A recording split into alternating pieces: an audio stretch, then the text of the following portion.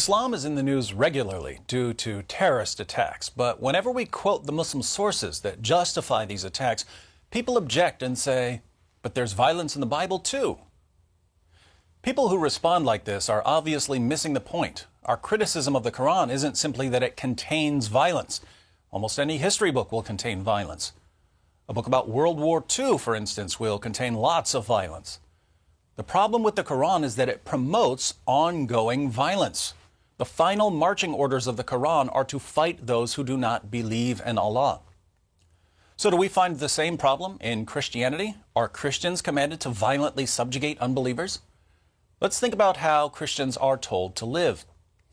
In Mark 12, one of the scribes asks Jesus, "What is the greatest commandment?" Jesus answers, "The foremost is, 'Hear, O Israel, the Lord our God is one Lord, and you shall love the Lord your God with all your heart, and with all your soul, and with all your mind, and with all your strength. The second is this, you shall love your neighbor as yourself. There is no other commandment greater than these.'" So the heart of Christian morality, according to Jesus, is love. Love for God and love for others. We obey God because we love Him. We care for others because we love them.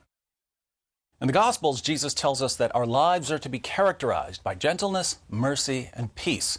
In Matthew 5:5, Jesus says, "Blessed are the gentle, for they shall inherit the earth." In 5:7, he says, "Blessed are the merciful, for they shall receive mercy." In 5:9, he says, "Blessed are the peacemakers, for they shall be called sons of God." Later in the same chapter, Jesus tells his followers to love even their enemies. He says to the crowd, "You have heard that it was said, 'You shall love your neighbor and hate your enemy.' But I say to you, love your enemies and pray for those who persecute you, so that you may be sons of your Father who is in heaven. For He causes His sun to rise on the evil and the good, and sends rain on the righteous and the unrighteous." Love your enemies and pray for those who persecute you. Love your enemies. This is very different from what we find in Islam. In Matthew 26, some soldiers come to capture Jesus, and the Apostle Peter pulls out a sword and strikes the servant of the high priest. Jesus says to Peter, "Put your sword back into its place, for all those who take up the sword shall perish by the sword." Jesus then heals the injured man, a man who was part of the group that was conspiring to have him crucified. In John 18:36, Jesus is being questioned by Pontius Pilate, who wants to know what Jesus did to upset people so much that they'd want him crucified. Jesus says to Pilate, "My kingdom is not of this world. If my kingdom were of this world, then my servants would be fighting so that I would not be handed over to the Jews. But as it is, my kingdom is not of this realm." So according to Jesus himself, Christians don't fight and conquer in His name. Why? Because the kingdom of God is not an earthly kingdom. Are Jesus' teachings peaceful? Jesus tells us that the greatest commandments are to love God and to love our neighbors. He tells us that we're to be gentle and merciful. He tells us to be peacemakers. He tells us not to return violence for violence, not to retaliate against evil people. He tells us to love everyone, even our enemies, even those who persecute us. He tells us to put down our weapons. He tells us that His followers do not fight. Religions just don't get any more peaceful than this.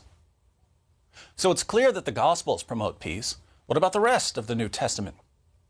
In Romans 12, the Apostle Paul gives Christians some guidelines about how we're supposed to live.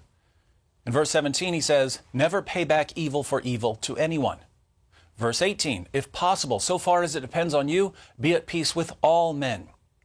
Verse 19, "Never take your own revenge, but leave room for the wrath of God. Don't retaliate. Let God repay the evildoers." Verse 20, "If your enemy is hungry, feed him, and if he is thirsty, give him a drink." Paul tells us to care for our enemies.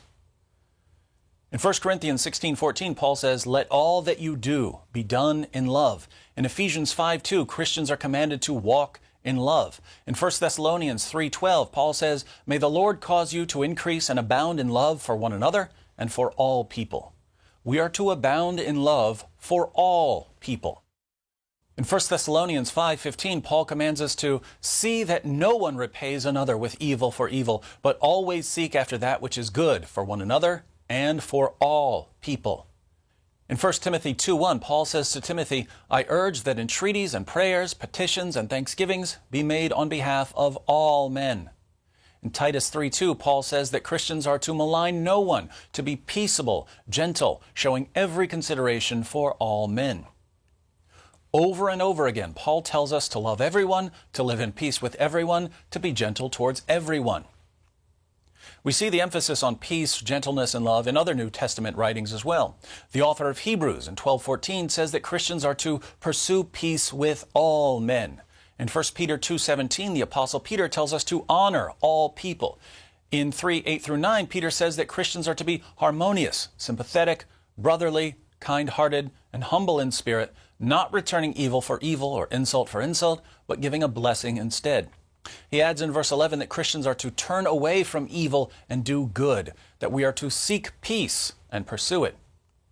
To sum up the position of the New Testament, in 1 John 4:8, the Apostle John says, "The one who does not love does not know God, for God is love." So, does the Bible promote ongoing violence the way the Quran does? Clearly not. The Bible promotes ongoing love, peace, mercy, and concern for others. Precisely the opposite of what we find in the Quran.